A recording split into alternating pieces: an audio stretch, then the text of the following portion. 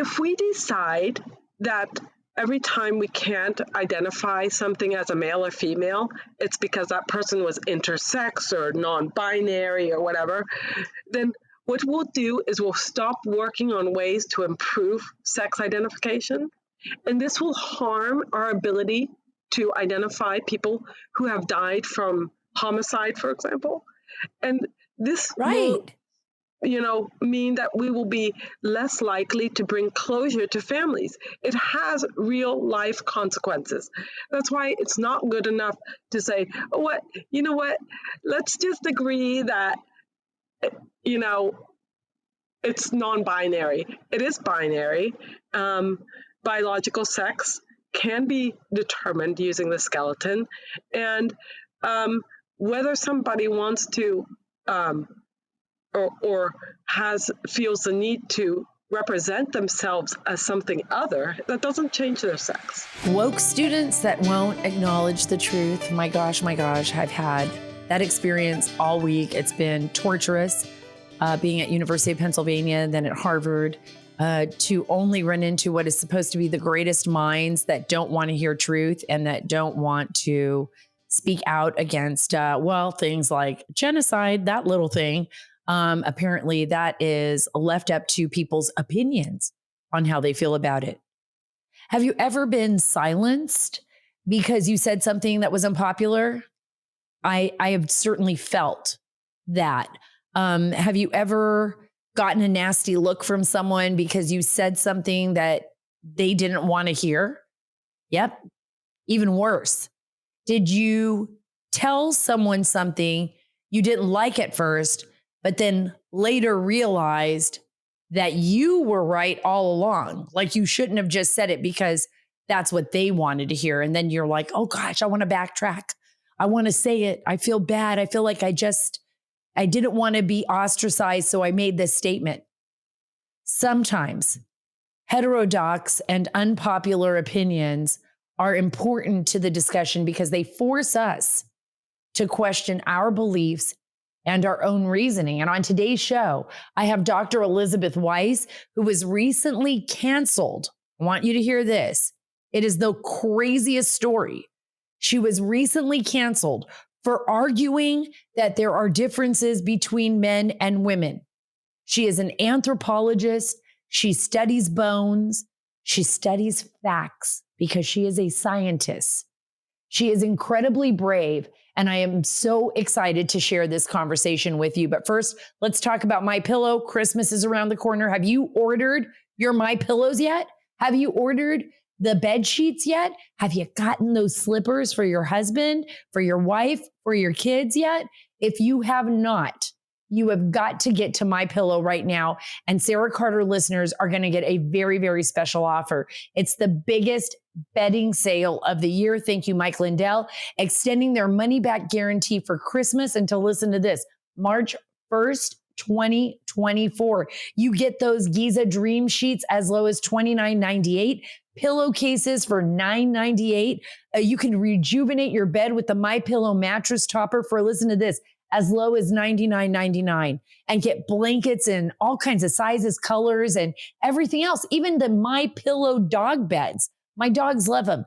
Picolola, Macy, Danny, and Astro. I've got 4 of them. They all sleep on MyPillow dog beds.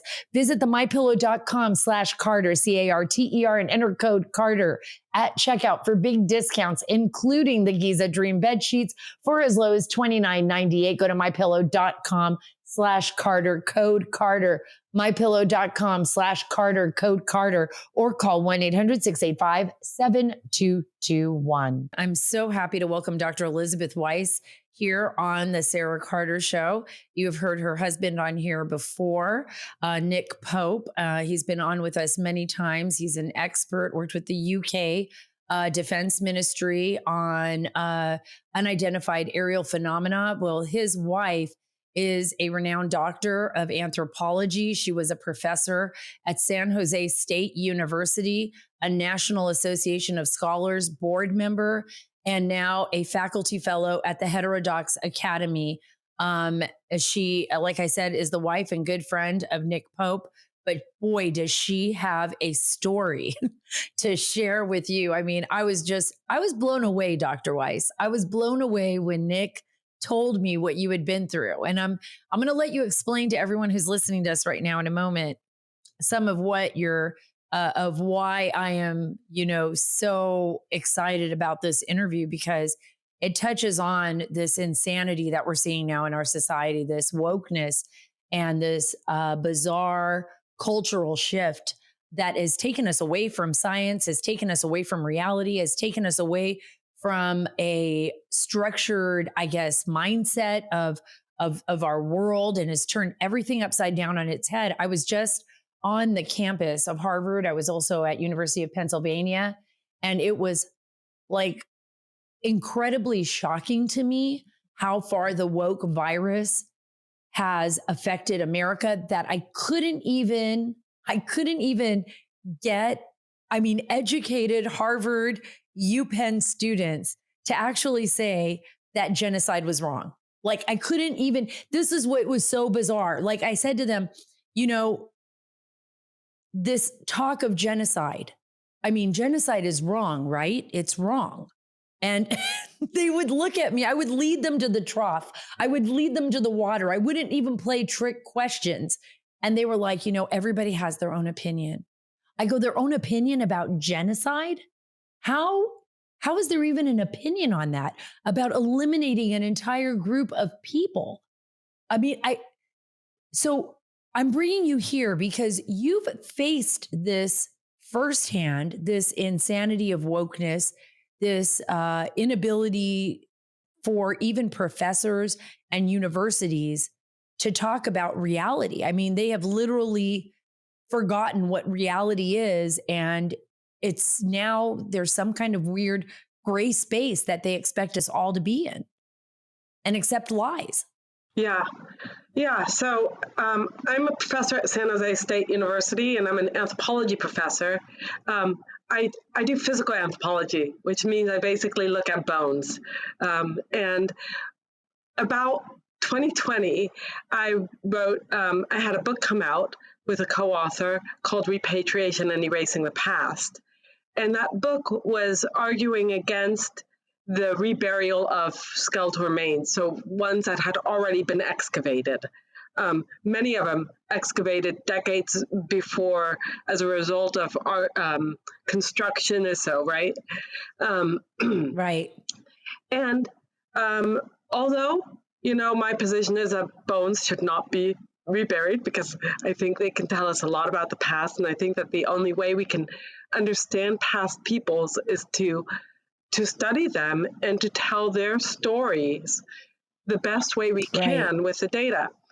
Well, upon the publication of this book, a cancel culture mob came after me, trying to get the book banned. They would call it banning, but they wanted the publisher to pull the book, and that's taking it out, right? Right. And they said that the book was racist, which I didn't quite understand, because it wasn't a book about race. It was a book about skeletal remains and not to rebury them. But I think what happens is that it all becomes intertwined with a postmodern agenda. And for those of you who are not familiar with the postmodern terminology, is basically postmodern means that the theory of postmodernism is basically that the person who tells the story is more important than whether the story is accurate. So it's based on victim narratives most often. And so one of the things that I was criticized for is saying things like, the Native Americans didn't spring out of the Grand Canyon, but rather came over either from a land bridge or came down the Pacific. They came here from the old world. So factual things that you were we just know. Facts. So facts. You were talking about facts. And so let me ask you this. As you explained, this is important, and you can weave it into your explanation right here. You talked about the two-spirit concept. This is kind of what they threw at you. But this isn't something that is old from ancient times, this concept that they were arguing. In your case, it was a new concept that was kind of created by Native Americans, current Native Americans, or people that said they were Native American in the 1990s. Yeah. So this isn't even like an old argument. It's like something that they made up to get what they want. Basically, one of the issues about a lot of the woke concepts or woke topics right now in anthropology, like that sex is not binary, that it's on a spectrum, that we need to defer to Native American stories, that oral history goes way back, that they know what their lives, past Native American lives were like. Is actually much of this is quite recent. And so a good example of that is the two-spirit concept. So two-spirit is kind of a term that's used in the Native American community to argue that some people are both males and females. They have two spirits, right?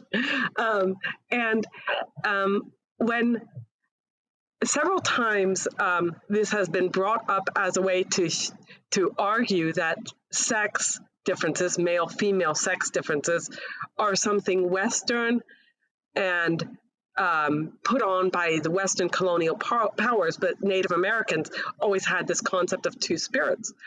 But this, like so many other things we're told that are ancient, are not really ancient. The two-spirit concept was invented in 1990 at a Winnipeg conference about gay and lesbian Native Americans.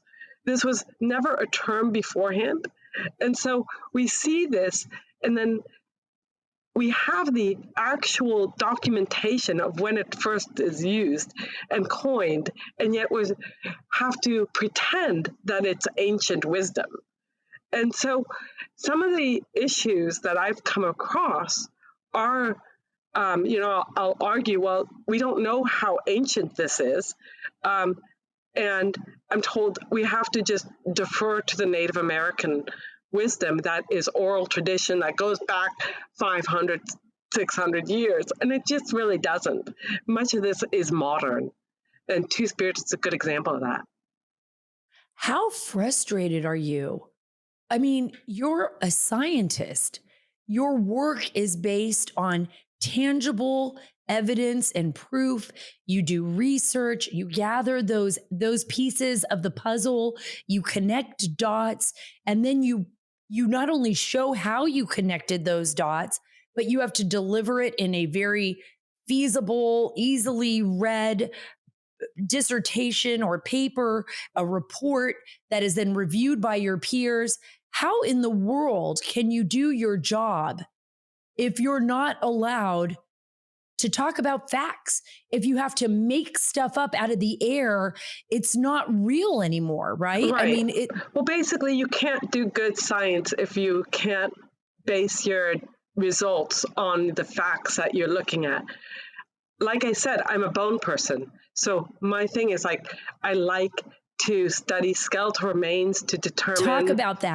Talk about that. Everybody is interested in this because this is why CSI is such an, right. And all these detective shows and history shows on the History Channel and Discovery, where people are fascinated by skeletal remains and bones. And we put them out in a front yard at Halloween for crying out loud. And they're in our classrooms when we're, studying science. Yeah. As kids. It's the skeleton, the skeleton is really a beautiful construction.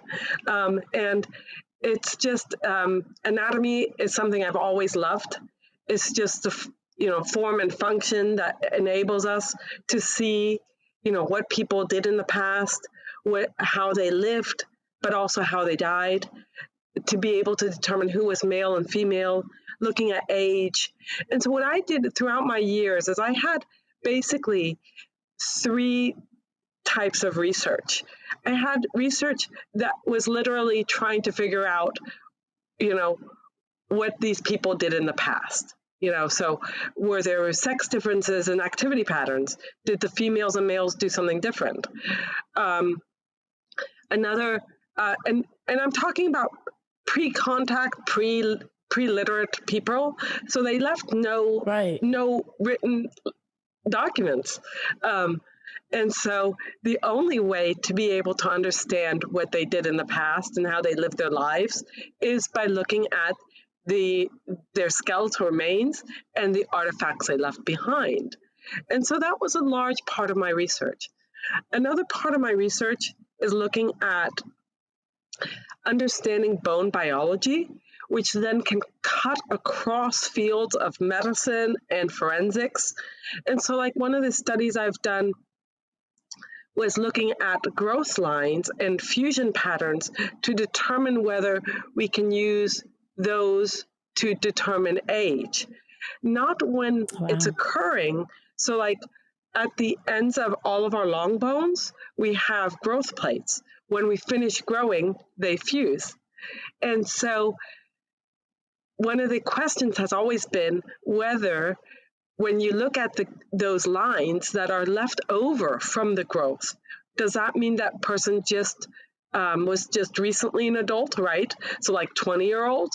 Or do some people retain those lines for decades? And we know now that they do retain those lines for decades, and therefore they're not useful to determine age, which is obviously something we can then say, okay, if we have this, we don't want to falsely assume that this person was a young person and misconstruct the age for forensics. So, and then the other thing I really like. That's fascinating to me. Yeah. That's fascinating to me because there's so much you can determine by looking at someone's skeletal remains, even the biological sex of a person, right? Right. If you're looking at the skeletal remains, I mean, I remember seeing a little girl saying, you can tell the difference. I can't remember where it was, but she was naming all the parts of the body, the frontal, the nasal, the maxilla, the mandible. She was doing it on stage. And then somebody said to her, was a comedian or something, well, how do you know if it's a man or a woman? And she said, well, everybody knows that. It's in their hips. Yeah. She was like, and that's one of the, when you have the entire skeleton, you can estimate or identify the sex nearly 100%. Sometimes we can't because we don't have the entire skeleton. Once in a while, there'll be people who, their traits are more ambiguous. And one of the interesting things is like, sex differences appear in the whole body. So we have sex differences in the skull, sex differences in the arm bone, and not just size, but differences in how bone gets laid on the diameter of the bone.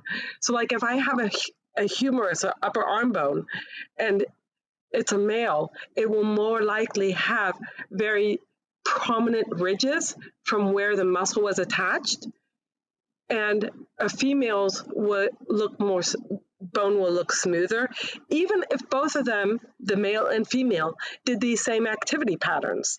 So, if we don't take into account sex differences, biological sex differences, then what ends up happening is we would conclude that females were lazy and males were not because of the muscle markers. And we know that's not true. Come on, right? We know that's not true. I can tell you that. My husband will be the first one to say, I take naps. She does not. Yeah. She is always working.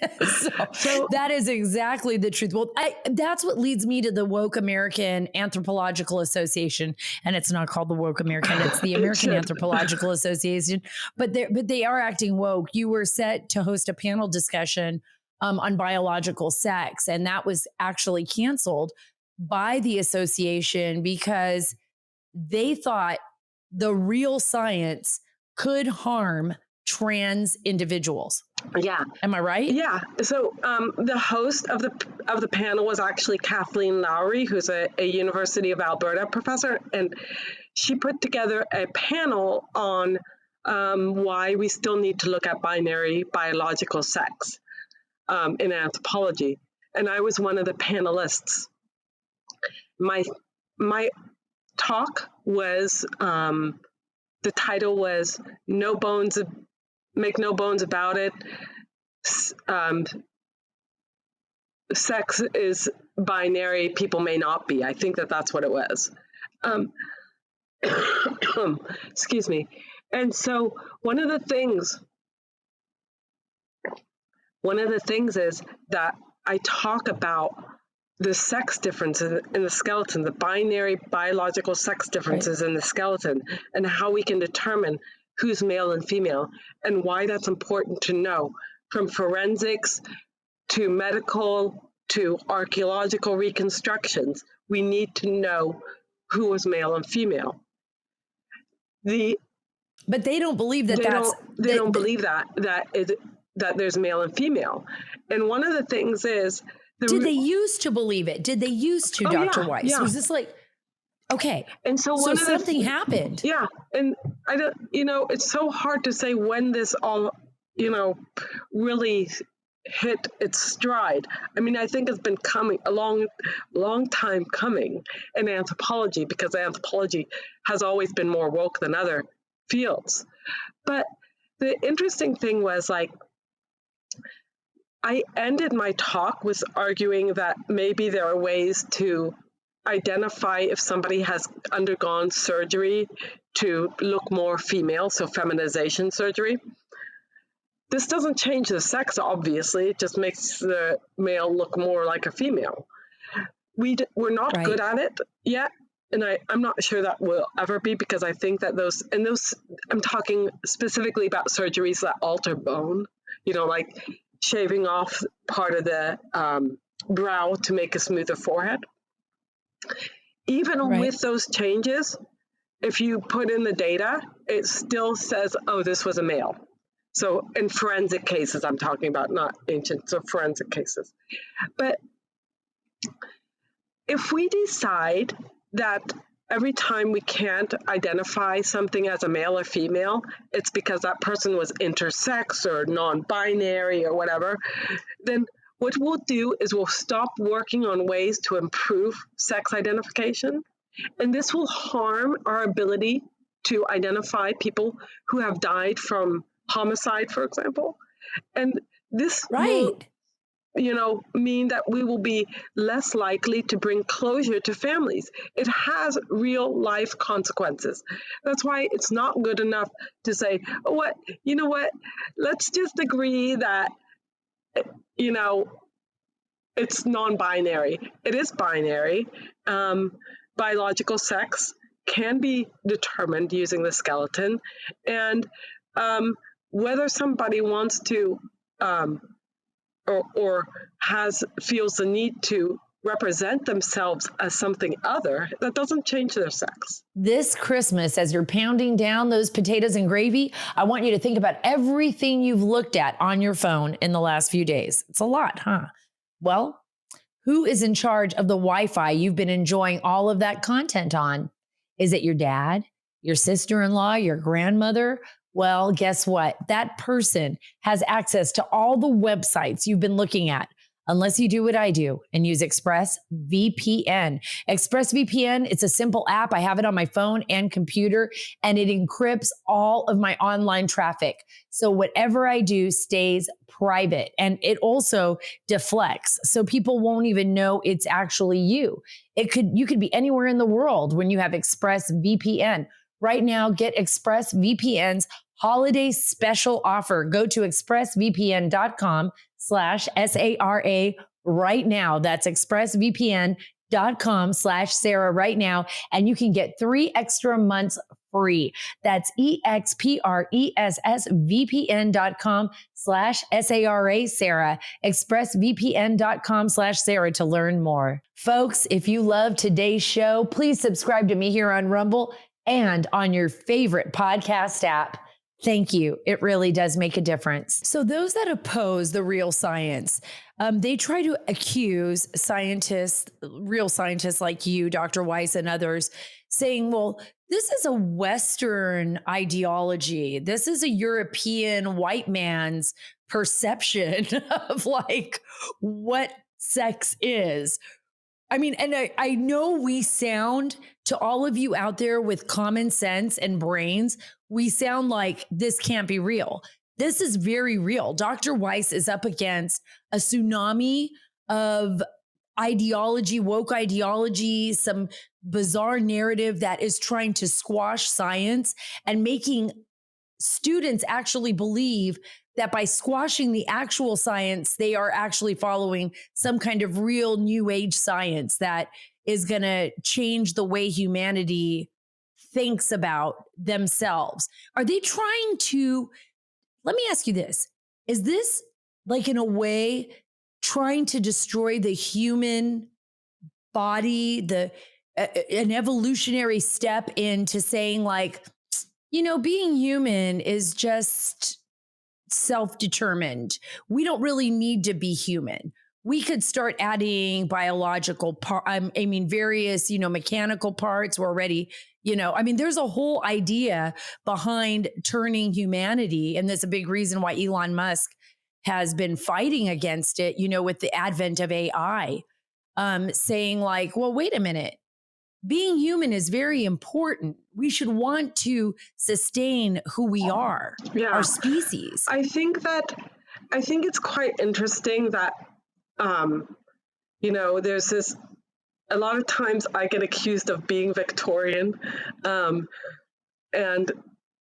because like old fashioned, like 1800s, because I accept common things like binary sex, but also other aspects of other things that are now considered, taboo to say. I think that there's two lines here. One is like the it's just they want a reversal of what is the norm, I think, is one of the things. And right. They are classifying the norm as Western European. And so they think that anything different from the norm is good. And I'll give you some examples. You'll see a lot of anthropology papers use the term heteronormative almost as a slur, that like being heterosexual and considering heterosexuality the norm is a bad thing, kind of thing. So that's one aspect. That's, you'll see, the heteronormative argument that, males and females should get together to start a family, or the, two-parent family. But then the other thing is, I think that there is this kind of identity politics trying to out victim the other. And so you'll have like people who are like, I'm trans, Native American or indigenous, person of color, right? So, and that's because, right. That's because in the postmodern world of academia, what's important is who says it and not what is said. And so, and they want the victims' voices. And I mean, even the other day when Nick and I went to the museum, the Met here, the Metropolitan Museum of Art here in New York, right. They had all over the museum these plaques of the Native American perspective. And it was all about victim narrative. And so there's like this one painting, for example, that's this beautiful landscape. And there's a Native American perspective that mentions like white colonialist genocide. Like, it has nothing to do with the picture, right? But it's like this out victimizing the other. You know, I think that that's one of the aspects. Well, and it's really destructive to our youth. It's really destructive mindset to young people who are going to be easily swayed by narratives that are very dangerous in our society. For example, the whole talk about genocide, the big question that was given to the Harvard, of course, President Claudine Gay, same question that was given to Liz McGill at UPenn and the MIT, basically is calls for genocide against the Jewish people, against the rules and ethical policies of your university. It should be quite simple. You can speak freely, but when you call for the genocide of an entire race of human being, an entire group, I hate saying race, an Right. entire group of people, well, okay, that's a threat, and that should be taken as like a not acceptable for the university. It should be quite simple to answer. They had a very difficult time answering that question. It's interesting that none of them were willing to admit that it hasn't just been shouts. It's been tearing down posters. It's been graffiti. It's not just, Right. It has been scaring groups into, Jewish students into libraries with banging on the doors. It hasn't just been, chants along the streets. That's not how it's been. And like at my university, we actually have a rule that you're not allowed to take other people's postings down. And I cannot believe that that's not the case at Harvard, at Penn. I mean, like, I think that this is probably a very normal rule. And so I think that it's not just, it hasn't just been the protest. It has actually been actions too. And I think that it's transformed into actions. In a sense, I mean, I can't remember where I saw it, but there was all sorts of, one of the universities had quite a bit of graffiti, anti-Semitic graffiti on it from these. Yes. And so it's not, these are things that even if you say, well, you know what, we're free speech absolutists, they can protest, that's fine. They still would have to answer for those other acts, which they haven't had to answer for. And quite honestly, for them to act like they're free speech absolutists now is a laugh, considering how censorious they have been to other professors. I mean, Amy Wax, of course, Right. is at Penn. And, there's others who've, Carol Hooven, who is the discussant for the panel that I was on, that I was talking about earlier. She's at Harvard. So these people have been censored and not supported and silenced. And so for them now to say, oh, well, we're free speech absolutists, it's just a lie.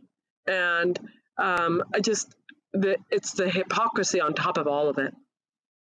You're absolutely right. There is an enormous hypocrisy and just basic concepts that they would have themselves, you would imagine, like, if you want to say leftists, I just say, I don't even know what it is anymore, but let's just say the old fashioned Democrats and feminists would have stood up to calls for genocide. They would have been like, yeah, no, you can, that's just not a good thing to do. I'm going to leave the last word for you. And then I want everybody to know about your book. I mean, where can we get your books? Where can we support you? How can we follow you? All of that good stuff. But I'm going to leave us with some words of wisdom of like how we as a society can get back to common sense. I think that in order to get back to common sense, we really have to abandon the identity politics and diversity, equity, inclusion, which is all comes out of postmodernism, and leave victim narratives on the table and look at the data. Look at what's really interesting. If you're an anthropologist like me, the bones. If you're, a different scientist, if you're a geneticist, the genes, whatever it is. But go back to the basics, go back to the data, and they will that data will tell the true story. And that, that's what science is about. Just like Ben Shapiro says, facts do not care about your feelings. Facts are just facts. And that's why we need real science. We need real media. We need, to deal with just the facts, ma'am. That's what the old FBI used to say, just the facts, ma'am. I don't need any over exaggerations or platitudes. And where can we follow you, Dr. Weiss? Where can we purchase your book? Where can we follow you? X, formerly Twitter, at Weiss Unburied. I also have a website which is linked on the Twitter account. And my book is Repatriation and Erasing the Past. It can be purchased on Amazon. I think those are the best places. Guys, go out there and get it. Let's get some book sales for her. Let's start talking about facts. Let's do it. Get on Amazon. Repatriation and erasing the past. Yes. And erasing the past. Repatriation and erasing the past. Follow Elizabeth Weiss, Dr. Elizabeth Weiss on X. We need to get followers. I'll retweet you out there and let everybody know you've been on the show. And let's start using common sense and let's not be afraid. Be like Dr. Weiss. Look, she had to stand up in an institution that is not allowing people to deal with facts anymore. These are institutions that have been taken over by these bizarre radicals, and she is standing her ground. She is standing up for truth, standing up for science, standing up for anthropology. She is not a racist. She is a scientist who has a great husband and is a great human being. Thank you so much. I'm bringing you back on the show. You're awesome. I want to thank Dr. Weiss again for speaking out, for standing up for truth and refusing to be silenced. She is an example for every single one of us. And what do I say every time I'm on this podcast? Please realize your self-worth. Please realize that your voice matters. Please realize that you are one of those troops in the fight for this great nation, for our freedom, for our liberty, and for common sense, right? For just plain common sense. Our children need that. Your children need that. Our nation needs that. Please make sure you're subscribed to the Sara Carter Show here in your favorite podcast app. Leave a review. Leave us 5 stars. It really, really does help us. And I can bring more and more great guests when you do that. Follow me on Truth at Sara Carter Official, and on X at Sara Carter DC, and on Instagram at SCarterDC. God bless you. God bless our great nation. God bless all of those who will not be silenced and will stand up to injustice. And God bless the great state of Texas.